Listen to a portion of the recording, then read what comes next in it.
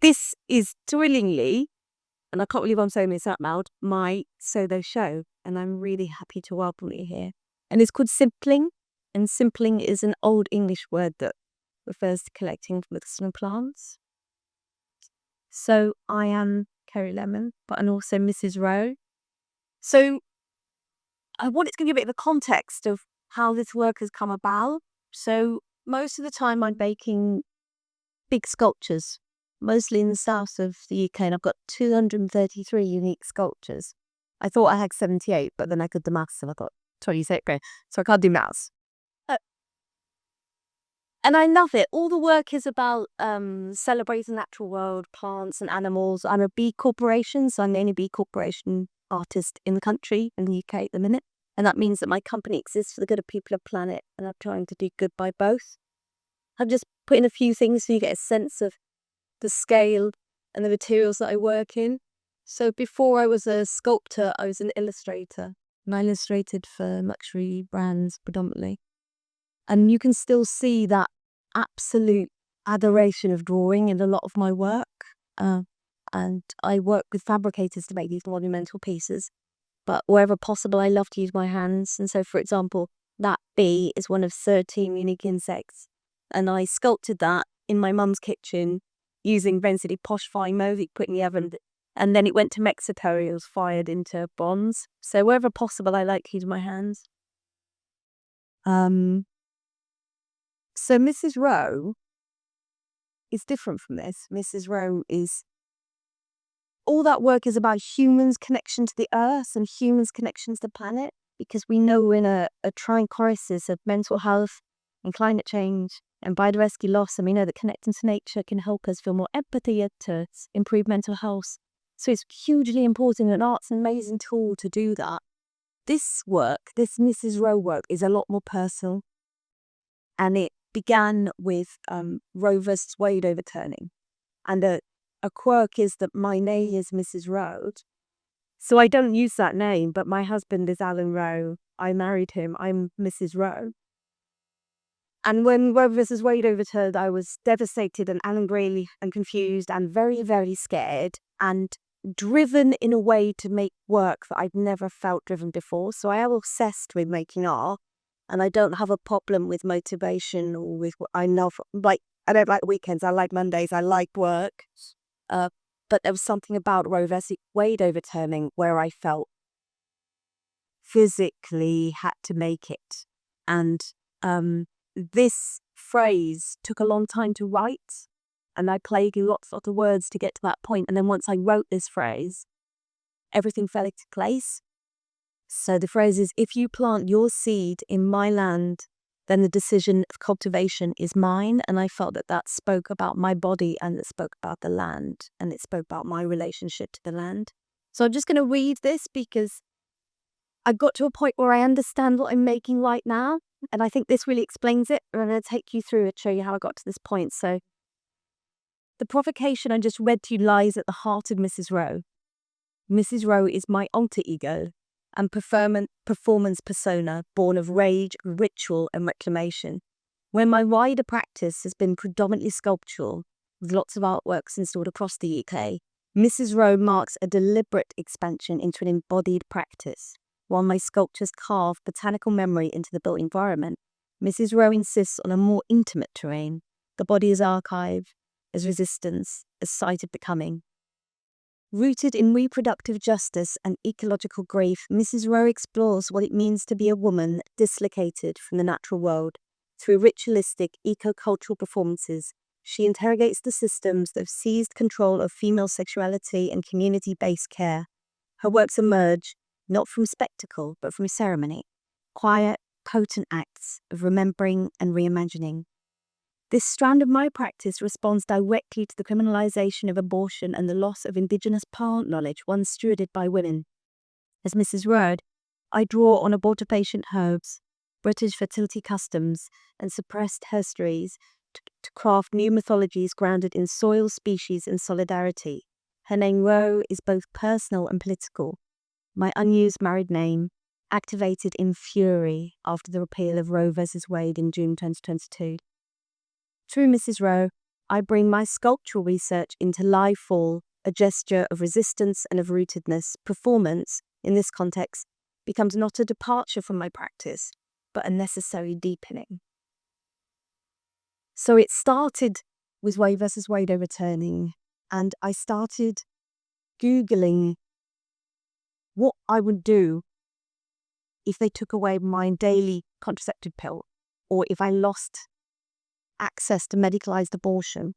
I suddenly felt really frightened, and I wanted to know if I had to do this by myself, what would I do? I've been taking a tiny, tiny little white pill every day since I was 16. It's my breakfast, and that's a contraceptive. But I don't know what's in it. And I have no idea how to replace that if they took that away. And I vaguely knew that this hadn't always existed, that people used to be able to control their own power and their own fertility. So I started Googling these plants. I found 5 that I'd heard of, and I Googled the pictures of them, and I picked one that was the prettiest next to tansy. And I knew nothing about it. I was really ignorant, but the tansy is the one that grew up where I grew up. So in Wiltshire, where I was a child, that's where it mostly used. So my childhood and my teenage life was there. So I started drawing the tansy, sculpting the tansy, and then very quickly, out of nowhere, I booked a photography studio and I paid for it near my house. And I went with my iPhone and I began to take photos using my naked body. And I was as shocked as everyone else because I make quite beautiful large-scale sculptures, and suddenly it had to be my body. And I had to use my body to make this work. But it was private. It wasn't something I was sharing. I wasn't particularly telling anyone. I was booking this studio, going with my iPhone and a tripod and making films, a lot of them very angry or very scared, and making kind of sculptures and props and photographing myself and filming myself. And I thought it was just something I had to get out of my system. And I thought there'll be a point I've gone, don't know what that's about, but onwards. But I had to ask myself lots of really difficult questions about what it was about Roe versus Wade that had triggered me to suddenly react. So my mother's side is Irish, and I wasn't engaged with the problem at that point. And it's a global problem, and I wasn't engaged with that point. And why was it suddenly American women where I responded? So I had to ask myself some very difficult questions about that. And I am lucky I get to travel a lot. And Mrs. Rowe was a very useful alter ego because making this work is scary. I didn't really understand what I was doing. And it was too frightening for Kerry Lemon, who makes nice sculptures, to tape all her clothes and take pictures. But Mrs. Rowe was this like brave entity that could do all this stuff. So initially, I had to be Mrs. Rowe to do it. And here I'm using salt, and salt is I'm obsessed with salt. It's a very ancient practice in warfare. You salt your enemy's earth and nothing will grow. And I've made a vast amount of films and photographs using salt. A lot of the photographs are when I'm traveling. I'm in like showers, I'm in a hotel, or they're in a bathroom. And it was always in these very same locked, contained spaces. And I began to want to make work outside. It felt crazy making work about nature in these sterile environments. And I also frequently coloured myself blue. I was interested in Mary, I guess. I was also, if I'm honest, looking back, because sometimes you don't know what you're doing at the time, but I think when I look back, it was too hard to look at myself like as I normally look. It felt quite jarring and shocking. But by making her blue, she became somebody else. The rope that's around my middle is hand dyed with the tansy plant. And that dyed stinks. And it's such a heavy scent. You know, when I was dyeing with it, I had to open all the windows and the doors, and it was overwhelming, the smell of it. So then I went to Philadelphia, and it was really odd to be making Mrs. Rowe work in America. And I wanted to make work in a park, and I was too frightened to be naked in a park because they allow for wrestling people in America. And so I had a leotard when it felt coy and weird being in a leotard. And I danced a lot when I was a child. And it just felt really odd to be putting on a leotard. Like I had to cover up my body, even though it was pointless because it was kind of see-through. And I had to think about why is Mrs. Rowe naked? Does she need to be naked? And I made lots of work in this park, and it was all a bit clean and twee, and it didn't really do what I needed it to do. And so I continued making work. I started, there's a really amazing dance space in Brighton. It's one of the big dance agencies, and they were hugely supportive, and they let me use their sprung floor studio for like £10 an hour with like mirrors. And I worked with the choreographer, and I think because I was to my body, I wanted to kind of remember how to move it and how to use it. And so I make quite, there's lots of films that you can watch, but I made quite a lot of films of my body. And it was interesting whenever I danced, because I can dance, I can pirouette, I can do all that. It looked ludicrous. So the dance had to be about ugly movements and struggle, because whenever I clicked into dance, it stopped being what it needed to be. And so it was really interesting reconnecting with how do I use my body to say what I'm trying to say. Phytology. There's so many people that have helped make this work. It's unbelievable. So Phytology is Bethel Green Nature Reserve. It's the most incredible place, and I wanted to go back into nature and sort of try again, and this time get a bit dirtier and try being naked. And they were really kind, like they opened up the gardens. It was really odd because you're sort of in the middle of a city and there's fences and there's people walking past, but you're in this like little pocket of nature. And I was much more pleased with the work I made. It felt less coy and less. I was sort of trying to learn about performance, about myself as a performance artist, and sometimes it steered into more like a draftland performance. It became a bit not what I wanted it to be, but I was more proud of this work. But again, I kept colouring myself. I really like, this is a still from a film where I wrapped using that hand-dyed yarn I wrapped in my torso. And I really liked that film, and I could feel on camera that I understood, because of the dancing, I now understood my body more. I understood how it looked in space now, if I should give that elbow forward, or I knew what I looked like more, which was really helpful, because when I take photos, my husband takes amazing photos to me, which is, I'm very lucky, but often I take my own photos and I have a shutter release in my hand, so often you see, they're supposed to me where I'm like that is because I'm taking the photos. And it's really helpful if you know how your body looks in space, and the dance helped me reconnect with my body in a brilliant way. Ventnor Botanic Gardens, the second time I went there, the first time was in the August after Roe versus Wade overturned. And I'd applied for this art residency and been given this art residency, the beautiful little cottage, and I was very lucky to be there. And I'd applied saying I was going to do all sorts of stuff. And by the time I was there, I was just obsessed with Mrs. Rowe. But the owner, the sort of CEO of this garden is American. And I was frightened to say, oh, I said I was going to do sweet drawings. I'm obsessed with abortifacient plants. And he was American. I didn't know how it would land. So I kind of secretively was making his Mrs. Rowe work when I was there the first time. And I worked with the head gardener. I had a list of abortifacient plants, and because they commonly grow, I sort of said, oh, can you show me where these plants are? And I think he knows what they are. So it's kind of like, why these 12? I thought, I just think they're pretty. I just learn. But actually, John, who is the CEO, he is now aware of this work. He came away from come to a performance here, so he's massively supportive. And I have found that all the times I've been frightened of being Mrs. Rowe, of what people might think, or how I would feel if people saw it, or what my clients might think, what it might do for my career. I always thought might be negative. That's why they're quite separate. And over the course of making this work, I'm proudly Mrs. Rowe, and I'm also Kerry, and they are more the same person now. So the second time I went, I made the crown, which is on that plinth. And I just take such pleasure in I keep returning to metal with this work. I think it's because plants decay and disappear, and they're seen as quite ephemeral, and women are compared to plants a lot.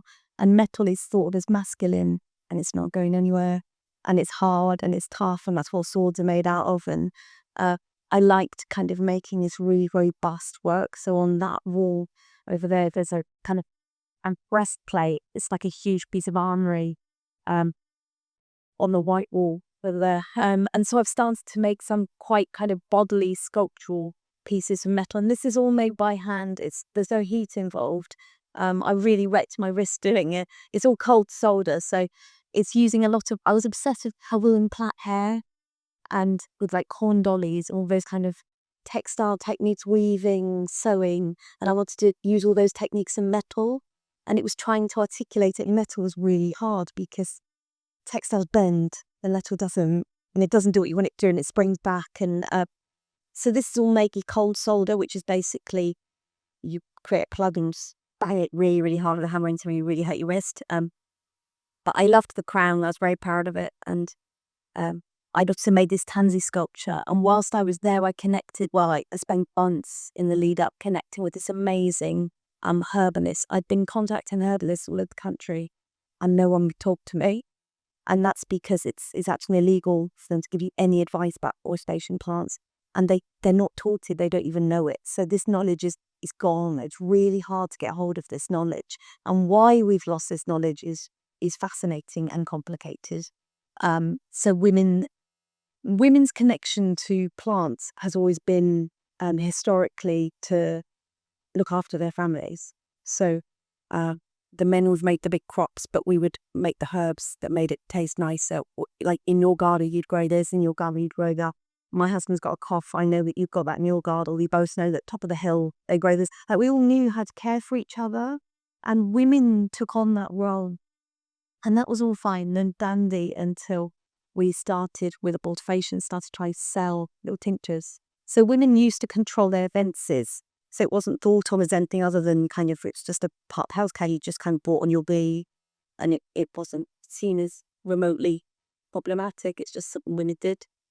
And then they started to sell these tinctures, and then they started to make money, and things started to change dramatically. Society changed, religion got involved, the state got involved, and then it became, we became witches, and we weren't trusted. So the suggestion was that we're not a registered healthcare provider, we're dangerous. And on these unwise tales and these crackpot on winning the gun on what they're doing, we weren't allowed to study medicine, so there was no way of us being able to administer healthcare. So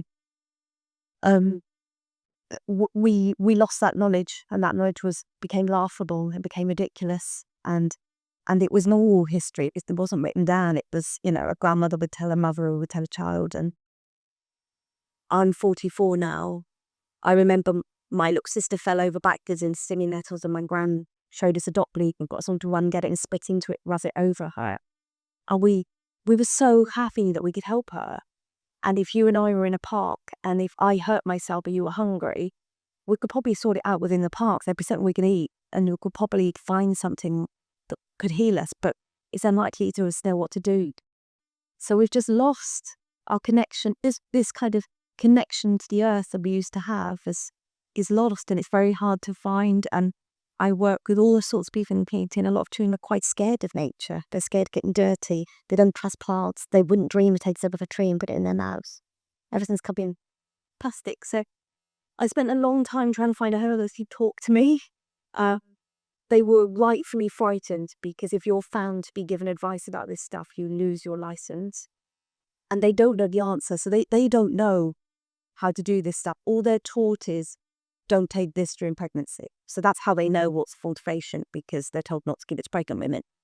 She was incredibly generous. I sort of said, you can be anonymous, I'll never name you. She was happy to be named, she was happy to be filmed. But it took a long time to gain her trust. And I said to her, can you help me find the tansy? Because it grows everywhere. And I could not find it. And I was obsessed with finding this thing. And she said, yeah, it grows everywhere, no problem. And then she couldn't find it. And she basically got every herbalist on the Isle of Wight to find it. And between this massive network of amazing people, they found it. And we made a film going to the site where there was just, I couldn't believe it. It was like, I could never find it. And then there was just like more than you can, like just fields and fields of the stuff. And so I pressed loads of them. And it felt so amazing to have it. Like I had one. And it 6 weeks later, I had them all pressed. I got them all out. I was like, I have them. I have loads of them. And so the next thing for me, on the other side of that residency, was a screening. And I'd started to want to share this work, because whenever I kind of tentatively shared it to people, it was positive. And I was so proud of it. And I felt it was good. I felt like it was like honest work. It was good work. it was being made so instinctually and so powerfully and so determinedly. And so I wanted to try showing some of the really quite explicit work I've been making. And I was all up for it. And Key Arts, a wonderful art centre in the Isle of Wight, and they've got a cinema. And they said, I'm going to do a screening in the cinema. We'll have an invited audience. We'll keep it safe. It'll be a small audience of artists. And it was, and they were brilliant. And just before I went in to the screening, I felt like crying and I didn't want to go in. And I just suddenly felt shame. I felt terrible shame that my naked body was going to be on this massive screen and everyone was going to see it. And I'd have no way of getting to unsee it. And like, what had I done? And why had I done it? And I felt really ashamed. And then I didn't want to go in. When you're like in a car park, there's like lots of excuses about food poisoning and all these things why you suddenly can't do it. And my husband was only great. And I walked into the screening and it was the most explicit picture was on the screen. Enormous. It's a cinema screen. And it was the one of me completely naked with this sculpture. So this tansy sculpture that I need to lift on that wall there. I'd inserted it into my vagina. So it's a photo of that. And I walked in and I just went, yeah. And I didn't feel ashamed. I felt really powerful. And there was something, I'm 4'10" and I was enormous. And it was thrilling to see this kind of secret work that we'd done on my iPhone and scrolled away and fitted in around the other work just suddenly monumentally felt important.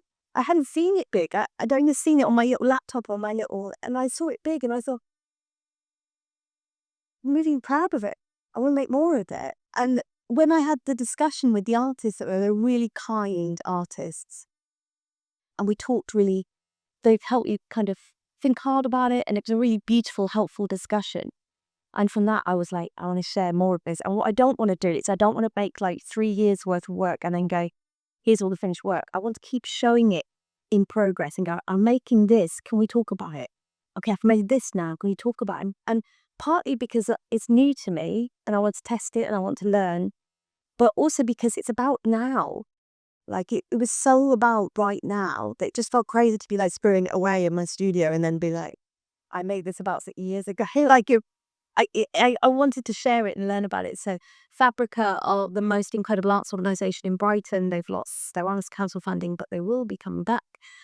They gifted me a residency. So Fabrica is an old church, which is now a gallery. And when you get this residency, you get 6 months with their director to kind of plan this residency. And I said, I want to perform in front of people. I'd only perform in front of my iPhone. And we talked a lot about, well, who would we invite and how would it work? And how do we keep everybody safe? So how do we keep me safe and how to keep the audience safe? Because this work's triggering and it could be disturbing for people. And it was going to be my first performance. So I decided to remake a performance I'd done on camera. And the performance, it's one of these that I'd done on camera was I painted a sheet of rice paper with edible inks naked to camera, and then I'd eaten it. And all the rice paper, all the blue inks, it's quite hard to watch. It's quite scary to watch and women eating, there's lots of issues around that. So to watch somebody to really like angrily eat something is quite viscerally shocking. And so I wanted to do that performance again, but this time I wanted to be scared. I wanted to make work about how the tansine's a volatile plant. You'd never, like at the fibre I learnt about initially, you'd never choose a tansy. It's a disastrous one to choose. And I'm the size of an 11-year-old child. So if I took an adult female dose, it would likely kill me. So I was interested in the fact that, okay, I've now found this plant. I have this plant. I press this plant. I don't know which bits of it to take or how to take it or how much or like when in the season to take it. Do I do the roots? Do I do the leaves? Do I do the flowers? Like, is it when it's new? Is it when it's like going over in the autumn? Like what do I do? So I was very, again, frightened about doing a performance in front of an audience. And again, I thought it's something I'm going to try. And if I don't like it, I'd have to do it again. But it was electric. So I invited 6 academics. None of them were from the arts. So this was like women's historians, like law specialists. And they had a good understanding of what they were coming to. They understood they weren't expected to have prior artistic knowledge. That I was making work about reproductive justice, and I was going to do a short performance in women's rights. And so I'd given them all a sheet of rice paper, a little sheet of rice paper in cellophane with the tansy painted on it. And just before the performance, I gave it to them. I didn't give them any direction on what to do. And then this isn't a photograph from that performance. In that hand, you can see I've got my shutter. So I'm taking those photos myself. But I did the performance at the Fon. I entered the space and I painted the tansy onto this rice paper. And then I was very frightened about eating it. You couldn't work out which bit to eat. And then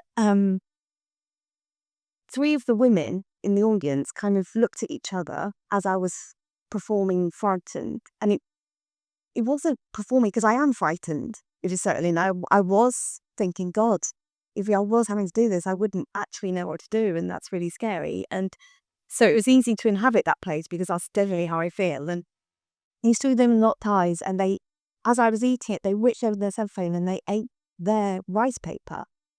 And it was just, I never could have predicted. And I was so thrilled that instead of me doing something to a dead piece of plastic, it was, I didn't know what you're going to do. And I never thought you were going to do that. And instead of me making something, we made something. And if I'd invite 6 different people, it would have been totally different. And so I was hooked on an audience and the difference it made in performing. And so in the Q&A after, I sort of said, why did you eat that? Or what did you do? And they said, we just couldn't bear you doing it on your own.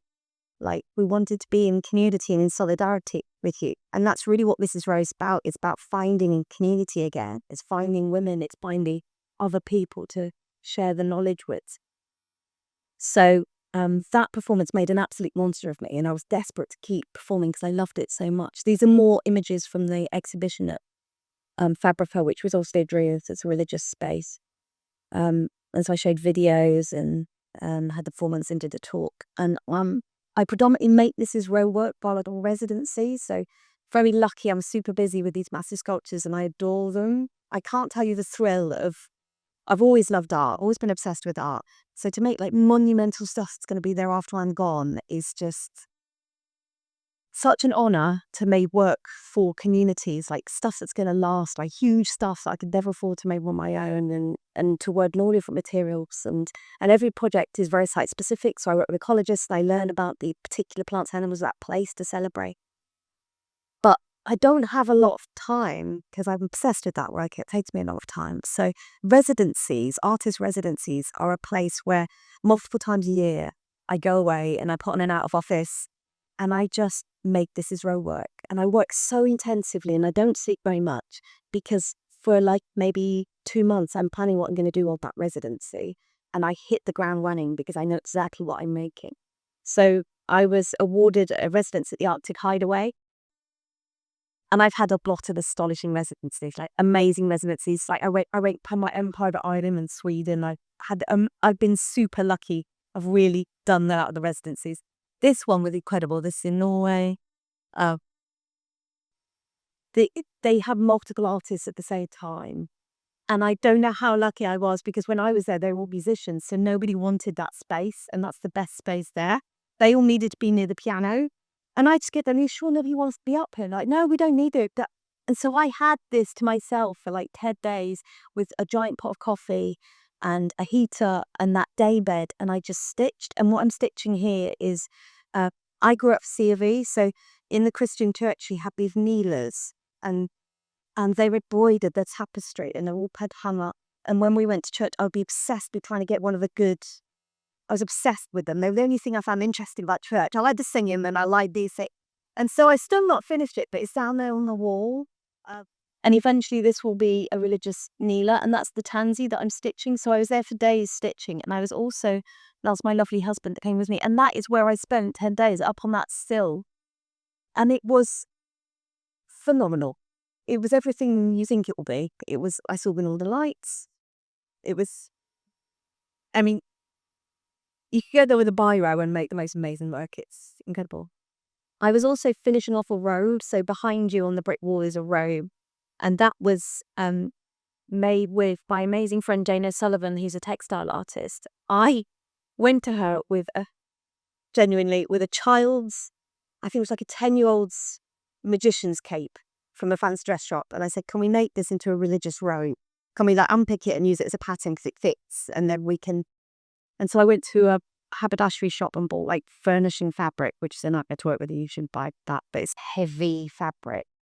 And once I started making this robe, I found out from my mum that my great grandmother used to embroider copes for the Catholic Church. So she used to earn money, not a lot of money, but by embroidering these incredibly and just exquisite, complicated designs on the back of these religious robes. And I wanted a robe. And Jane helped me make this amazing, amazing, amazing robe. And then I wanted the Tanzan to be this back panel. So whilst I was at the Arctic Hideaway, I was also working on this back panel, embroidering all those little beads onto the robe. The main thing I was doing at Zinnia, which is, so I'd been at the Arctic Hideaway, I got a week at home, and then I was at Zinnia. Zinnia, I'm going there again. Yes, in I think October. It's in Hampshire. It's in Hampshire. You're in the countryside. The thing I love about that place is I very rarely hear insects anymore. So when I was a child and I was in the car with my dad, you just, as soon as you started driving it, the windscreen was covered in insects. And I remember in my childhood, and I'm 44, I'm not ancient, in my childhood, you heard insects all the time. And I don't hear insects anymore. And when we drive, they don't get squashed on the windscreen. They're just not there anymore. This place is full of wildlife. It's full of rabbits. It's full of insects. It's full of birds. It's really wild and very beautiful. And you get given like this amazing like apartment with like your own studio and with glass fronted bit. And I'd heard that you could copper plate plants. So copper plating, you might have like silver plated jewelry or gold plated jewelry. And I was really, really naughty in science and I didn't concentrate. And I knew it was like, I could get scraps of information about how to copper plate, but copper plating in organics is very hard. And I spent a lot of time on YouTube trying to work out how on earth we do it and buying random equipment. I spent a fortune buying a ton of stuff and I took it all to Zinnia. And I spent a week trying to work out how the hell you copper plate plants. And it is really, really hard. But by the end of the week, I'd done it. And that's me letting me know. Because it was so hard. Because every video used chemicals I couldn't get hold of, or they were American, or it didn't work, and I couldn't work out why it didn't work, and I didn't know you wanted to be able to do it. So I was so proud when I worked it out.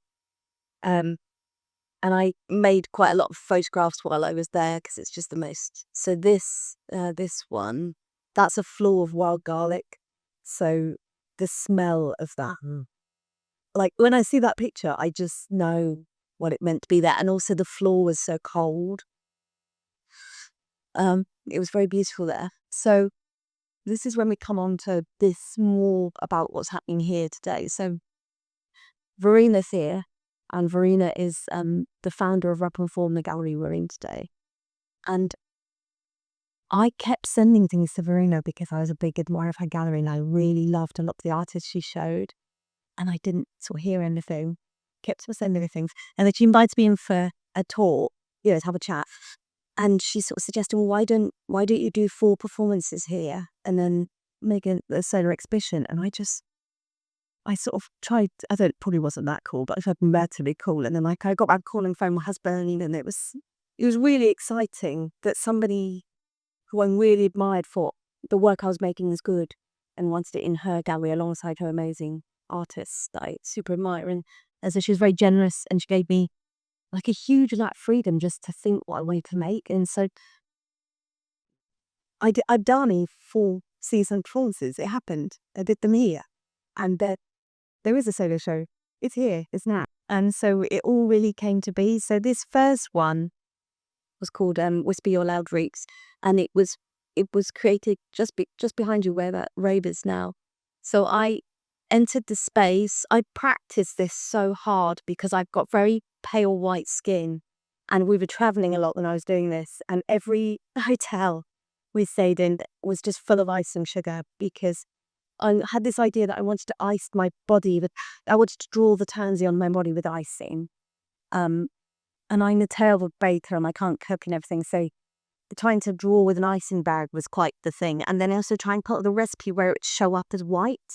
Because if you use icing sugar and water, it's kind of clear, so it doesn't show up.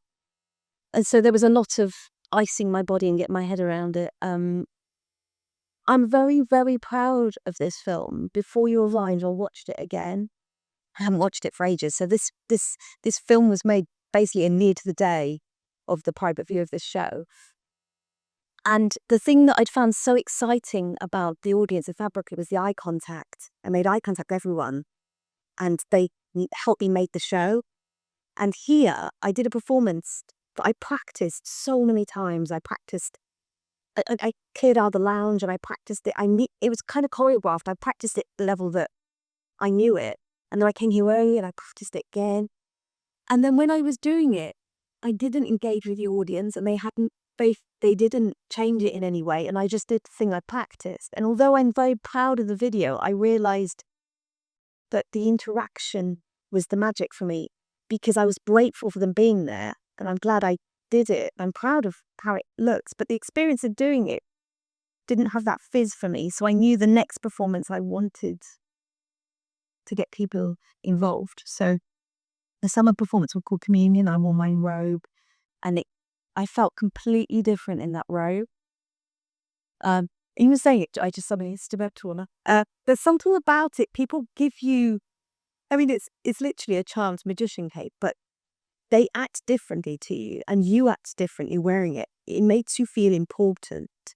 And I also realized how frightening it had been to be naked. I was sort of making myself do it, but being in that robe, I wasn't vulnerable anymore. I was sort of in this golden outfit, and I looked more powerful than anyone else in the room. And when I watched the video, it's fascinating because I looked tiny compared to everyone else, but I felt so tall, and people were so deferential towards me. And it was obviously very religious in theme. It looked religious. It's called Communion. I was contemplating Tansy, and the interaction was I was choosing one of the pieces I contemplated and going and taking somebody's hand and placed it in their hand and giving them eye contact. And it was weird. Some people got really emotional because we don't look each other in the eye. We just don't. Like maybe like the person you're in love with, you do more like your child or a baby, but adults don't look each other in the eye. And they don't you don't really hold hands with a stranger. And it was so fabulous. So whenever I did performances here, I'd always kind of explain roughly what was going to happen. And I'd been sending people these handmade invites, so people were getting through the post a piece of watercolor paper that just had their name address on it, and then it just had a website link. And so they'd be like, "What on earth is this?" And then there'd be something on the front. So for this one, the invite was the tansies. I had so many plastic tansies. I would put tansy down and spray paint copper over it. So you kind of have this piece of work, and then you get it in the post, and then you type in this weird handwritten website, and it could sort of say you're invited to this thing. And it became quite fun. You know, people were like, what is this thing that you have to come? And it was very much like a gift. You know, I gifted you this thing and you're going to come for free, and then I'm going to make something and give it to you. And I'm asking that to love me. So that gifting, that generosity of Mrs. Rowe was quite an important element. And it became less and less angry and more about community and love.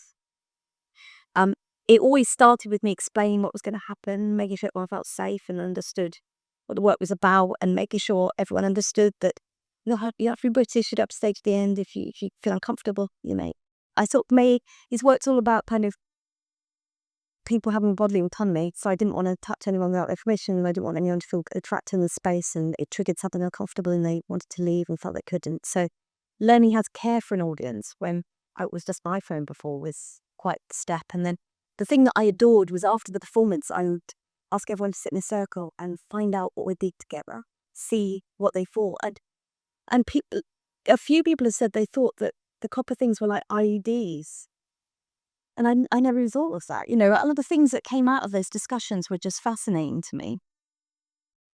But again, I kept colour for myself blue. And this one in particular, I was very, very, very proud of. I felt like Rumpelstiltskin or like a wizard, that I could turn plants into metal. Like it was only a magic trick. It was thrilling.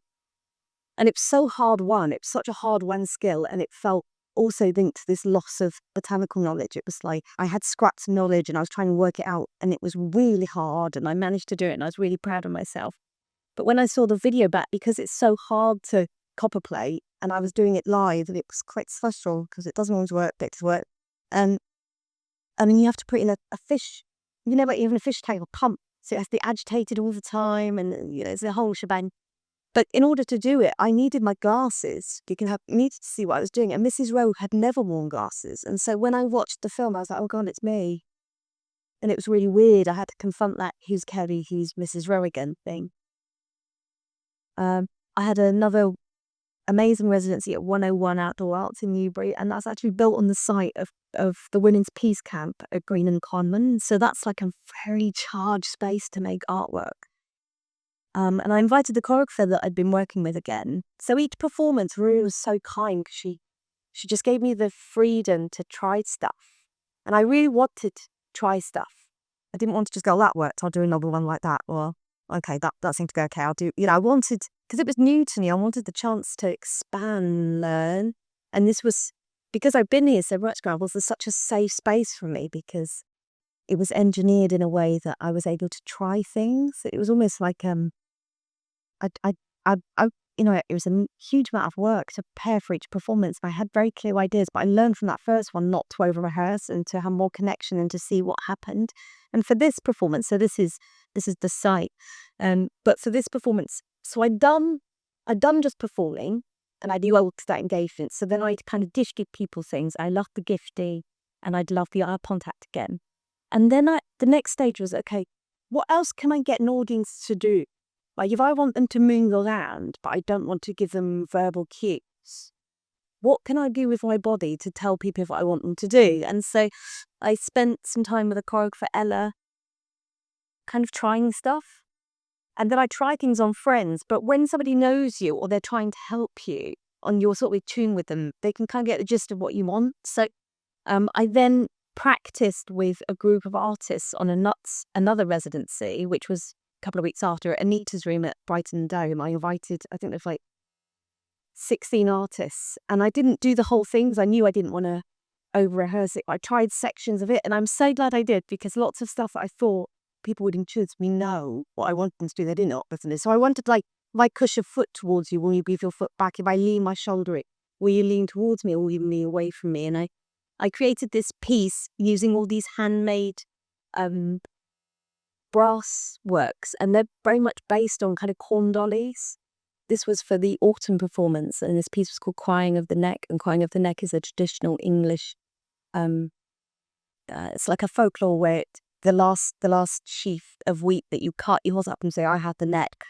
And it just seemed like a really violent thing to shout. So whilst I was at Green and Common, I collected lots of found sound on my walk, and I sang into I recorded it with my friend. I sang into it, and I spoke into it. I got my husband to speak into it, and I worked with an artist called Simon Jones to create a soundscape, which I've been listening to there based on that time there.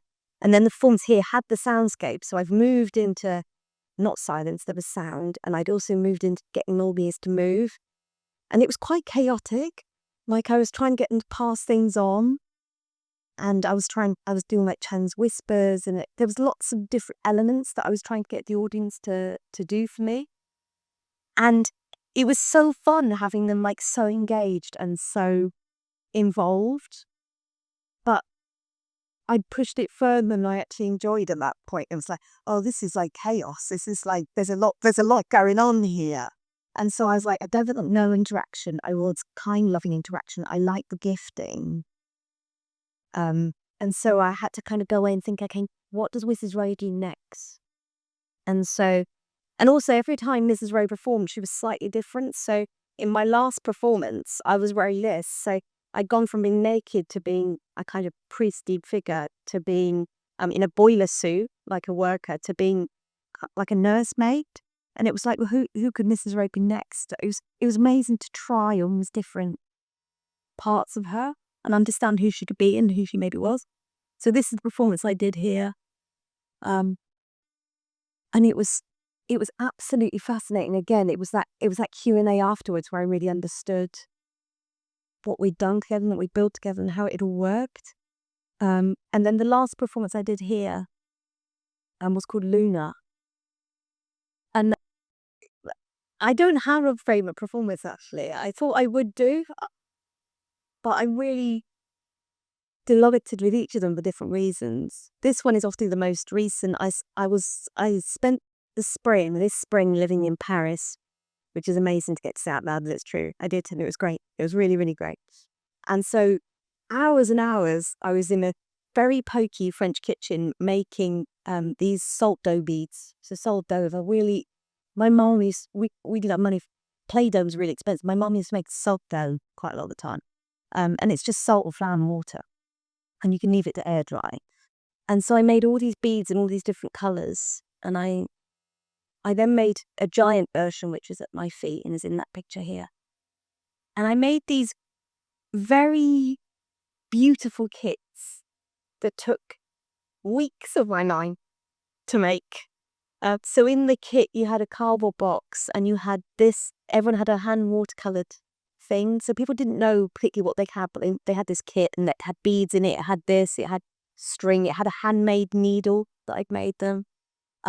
It had the beads and it had a little buttercup flower brass. And then I was at the front and they were all seated and they'd had to kind of do this path thing on their knees. And I was doing it very large. So I had the large beads and I was doing it at the front to show what to do. And we were making a necklace. We were all making this necklace and we were threading it in a particular order. And in the Q&A afterwards, only 2 people understood what they'd made. Everyone else thought we'd like communally made something, but 2 people understood that they'd made a fertility tracker. So in America, a lot of women have come off their period apps. So teenagers, I mean, it wasn't around when I was a teenager, but a lot of them track their fertility on the map, and they were coming off those apps because they're being monitored by the government. And so there'd been this huge resurgence of this really ancient jewelry practice where you had these fertility truffle. In Ascot, they have belly beads. Different cultures have bracelets and necklaces. They've made a necklace. The different coloured beads reference different parts of their sideboard, and the buttercup charm. You move it along each day, so you can keep track of where you are in your cycle. So you know when you're fertile, you know when you're going to bleed.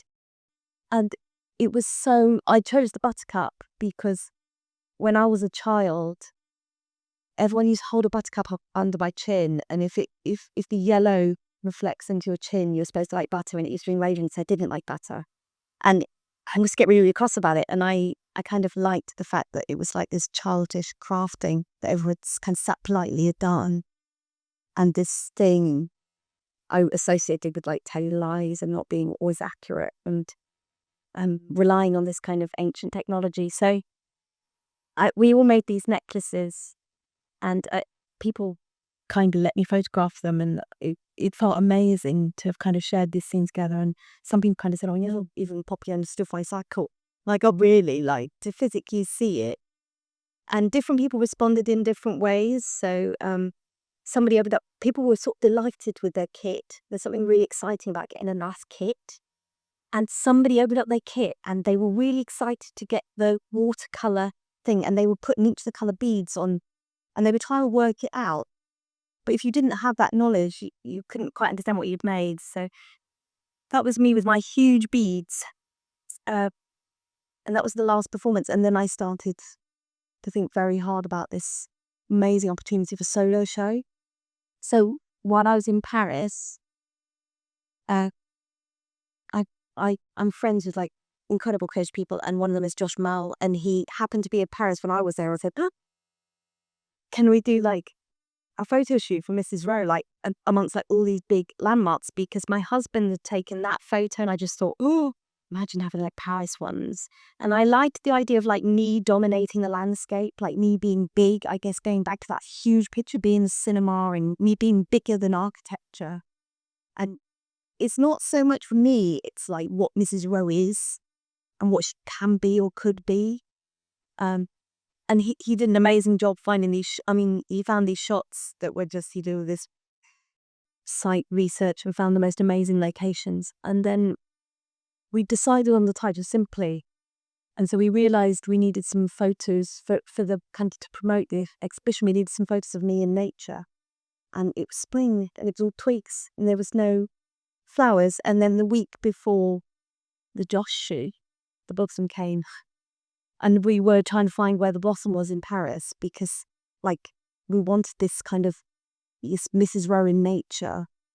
and it was just bare trees and cold and wintry. And in the Luxembourg Gardens, where you are not allowed to take photos, we went and took like the most amazing photos in the pink blossom, and that's what I used to kind of promote the show.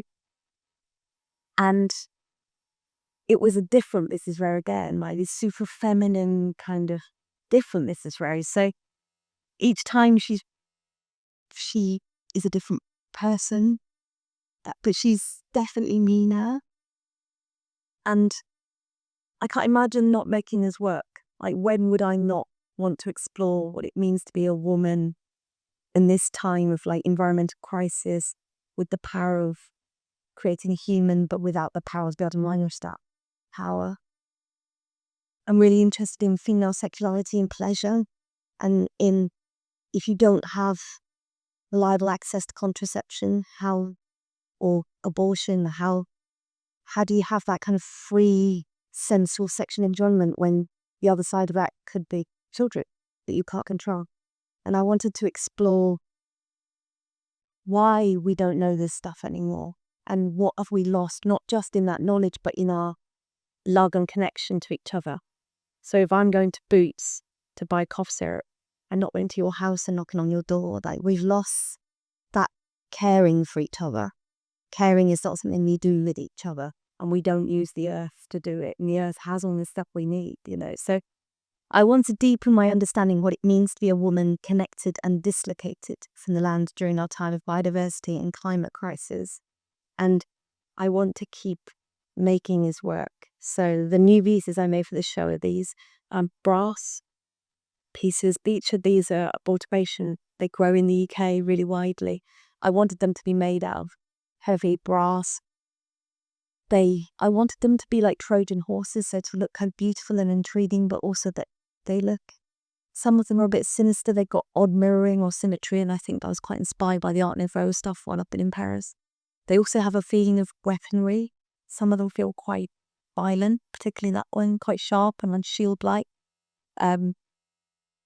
So what's next, I hope, is like more. I'm making it anyway. I'm going to be making the Twerk anyway. And the opportunity to share this work is so exciting, because that is what this work is about. It's about connecting with people and connecting with the land. And I've been working with Natasha Richardson, who's a herbalist, and she's made a special blend of tea, especially for this exhibition.